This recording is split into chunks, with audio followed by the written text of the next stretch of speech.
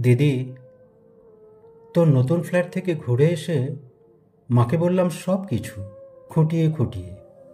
তোর ঝকঝকে মোজাইক মেঝে, ইমালশান লাগানো দেয়াল, আধুনিক ডাইনিং টেবিল, জানালা দরজায় ঝুলানো দামি পর্দা, এমনকি তোর ব্যালকনিতে রাখা বাহারি পাতার টব, সব কিছুই বললাম মাকে। নগেন দত্ত লেনে আমাদের আলো বাতাসহীন একতলার ভাঙা ঘরে বসে মা সব শুনলেন চোখ বুজে। শুনতে শুনতে মার মুখে ফুটছিল হাসি আর চোখে আসছিল জল। তোর ব্যালকনিতে দাঁড়ালে ছড়িয়ে থাকা শহরটাকে অনেক দূর পর্যন্ত দেখা যায়। বসবার ঘরের দেয়ালে নতুন কেনা একটা সুন্দর পেন্টিং ঘরটাকে কি গাম্ভীর্যে ভরিয়ে তুলেছে। এ সব কিছুও বললাম মাকে। চোখ বুজে শুনতে শুনতে মার মুখে ফুটে উঠেছিল হাসি আর চোখে আসছিল জল। তোর চেহারাটা আগের চেয়ে অনেক ঝকঝকে সুন্দরও হয়ে গেছে, ফর্সাও হয়ে গেছিস অনেকটাই। যদিও তোর হাসিটা আছে ঠিক ছেলেবেলার মতোই।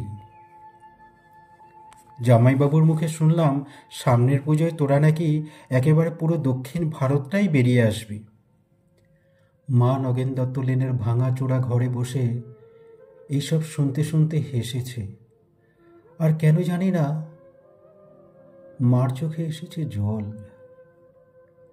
সব কিছুই বলেছি দিদি, শুধু তোর ডাইনিং স্পেসে রাখা দুধ সাদা রঙের ওই ফ্রিজটার কথা মাকে বলিনি। তোর বিবাহ বার্ষিকীর উজ্জ্বল সন্ধ্যায় তুই যখন গা ভর্তি গয়নায় অপরূপা হয়ে ফ্রিজের মাথায় হাত রেখে হাসছিলি, তখন যে তোকে কি দারুণ লাগছিল। মাকে বলিনি সে কথাও। বিবাহ বার্ষিকীর সন্ধ্যায় তোদের আনন্দ উজ্জ্বল অ্যাপার্টমেন্টে তুই আর জামাইবাবু যখন ওই ফ্রিজটার পাশে দাঁড়িয়ে হাসি মুখে মালা বদল করছিলি, রসিক বাবুদের অনুরোধে আর ক্যামেরার ফ্ল্যাশ ঝিলিক দিয়ে উঠছিল উপচে পড়া খুশির মতো, তখনই দিদি আমার চোখের সামনে স্পষ্ট হয়ে উঠেছিল হাসপাতালের করিডরে বাবার ভেঙে পড়া মুখ। ভেতরে মা তখন অপারেশনের পরে অচৈতন্য। ডাক্তার এসে বাবাকে বললেন চোখটা বোধহয় আর বাঁচানো গেল না, তাও একবার চেষ্টা করে দেখতে পারেন মাদ্রাজে। যদিও সে অবশ্য অনেক টাকার ব্যাপার। হাড়িকাঠে আটকে পড়া অসহায় পশুর মতো করুণ দেখাচ্ছিল তখন বাবার মুখটা। সিঁড়ি দিয়ে আস্তে আস্তে বাবা আমার কাঁধে হাত রেখে বলেছিলেন, কমলাকে সারা জীবন শুধু দুঃখ কষ্টই দিলাম, সুখ আর দিতে পারলাম না। আজ ওর চোখ দুটোও চলে গেল, সবই আমার কপাল।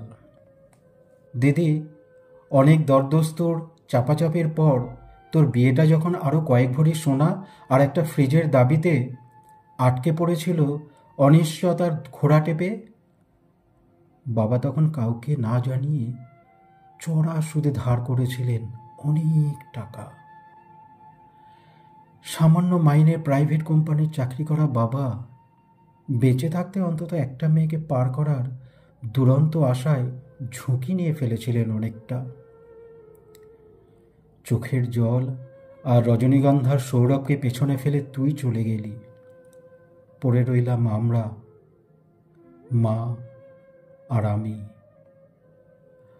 আর পড়ে রইল নগেন দত্ত লেনের অন্ধকার ঘরে বাড়তে থাকা সুধের বোঝার চাপে তলিয়ে যাওয়া একটা সৎ মানুষ, তোর বাবা, আমার বাবা। দিদি, তোর গা ভর্তি গয়না আর ওই দুধ সাদা ফ্রিজটার কথা মাকে বলা হয়নি কিছুতেই। দৃষ্টিশক্তি খুঁয়ে বসা মাকে বাবা বলেননি কিছুই। শুধু অসহায়ের মতো খুঁজেছেন মার মুখে একটু হাসি, বড় মেয়ের ভালো ঘরে বিয়ে হওয়ার একটু তৃপ্তি। সে হাসি খুঁজতে খুঁজতে ক্লান্ত বাবা চলে গেছেন। এখন নগেন দত্ত লেনের ভাঙা ঘরে বসে মা আর আমি আনন্দেই আছি। একটা আনন্দেই বোধহয় সবচেয়ে বড়। এ বাড়িতে আর কোনোদিন সানাই বাজবে না, সাহানাই, সানাই, রজনীগন্ধা, বেনারসি হই চই এসব অপ্রাসঙ্গিক হয়ে থেকে যাবে চিরকাল চিরকাল চিরকাল।